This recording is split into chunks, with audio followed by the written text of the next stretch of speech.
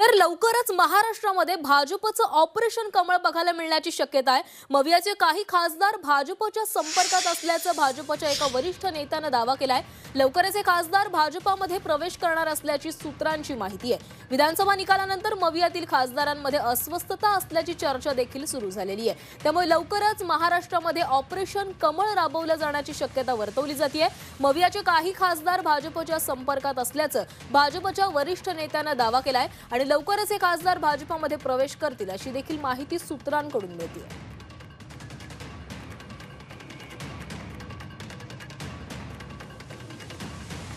भारतीय जनता पक्ष अशी कोणती ऑपरेशन करू शकतं? त्यांच्याकडे पैसे आहेत, त्यांच्याकडे यंत्रणा आहेत, दहशत निर्माण करून अशा प्रकारे माणसं पूर्ण यापूर्वी फोडलेले आहेत। एकनाथ शिंदेसारखे किंवा अजित पवारांसारखे लोक का गेले पळून?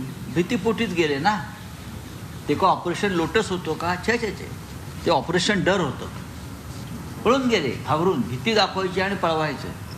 आणि मग तुम्ही तिथे गेल्यावरती तुमच्या संपूर्ण खटले मागे घ्यायचे, तुमची संपत्ती जप्त केलेली परत करायची, हे यांचे धंदे आहेत। नैतिकता नावाचा कोणताही प्रकार भारतीय जनता पक्षाच्या सत्तेत मला दिसत नाही।